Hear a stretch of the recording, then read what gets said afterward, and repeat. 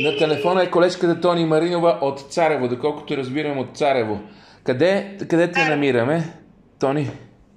Квартал Василико, това е на 2 минути от плажа на Нестинарка живея, на улица Крайбрежна, която вече от 12 часа е река. Мартина, аз трудно се плаша, обаче започнах наистина да изпитвам страх, защото съм сама с детето и с кучето и тук вече наистина повече от 12 часа не спира тази вода от небето. Небето яко се гневи. Реката се сля с плажа. Имах късмета да изляза за 5 минути навън, защото човек не може и носа си да подаде, но аз съм кучетарка и трябваше да изведа кучето на все пак някаква разходка за нужди.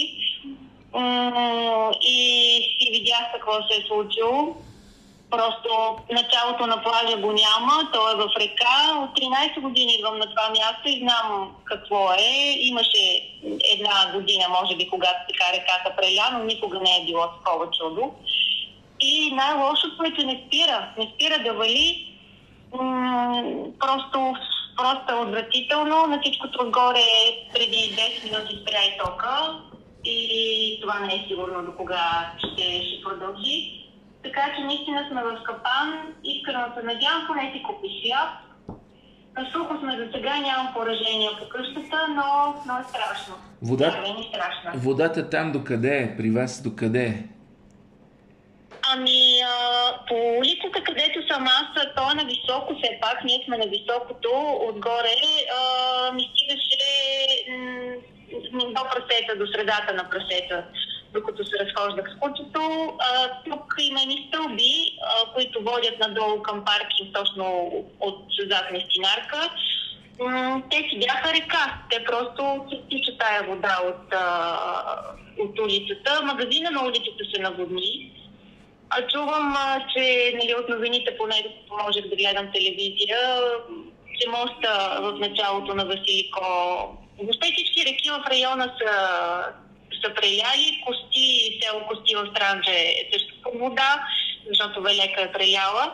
Такова нещо, просто количеството дъжд, което се изля от 12 по нощ поне, доколкото аз погледнах часовника, започна да вали това проливен дъжд, то не е спирало. А като казвам не е спирало, наистина не е спирало.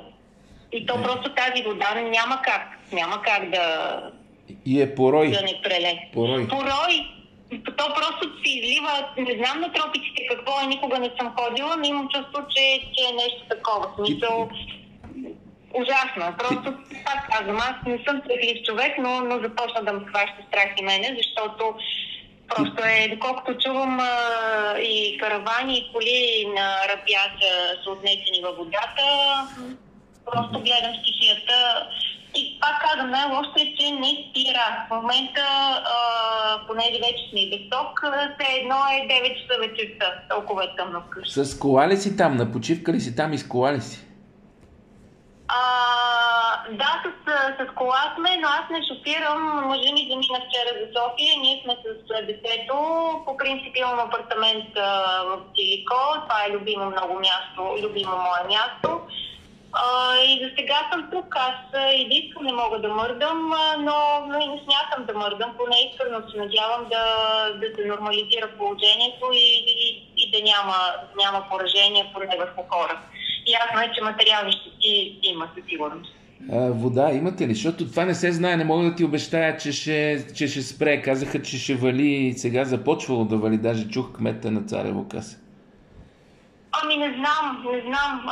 За сега има вода има. Ток имахме допреди малко, за което много се радва, но нали ти казвам, от 15 на минути вече няма и ток. Поне аз, между другото, съм от едната страна съм на партер, от другата съм като на втория етаж, просто защото живея на такова място. За сега няма поражения, слава Богу. Непрекъснато гледам дали от някъде не тече или нещо и само му написах на мъжа ми да не се притеснява, защото може да нямам телефон след известно време, защото много хора се притесняват, знаят и... Ама няма и обхват.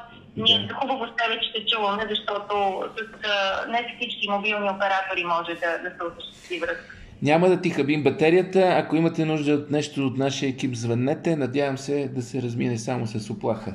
Няма да ти хабим батерията. Това е важно в момента. Ако изчезне. Благодаря ти много и се молете тук за целия район, защото наистина този дъжд трябва вече да спре. Колкото и да сме грешни хората, Господ да се смили над нас.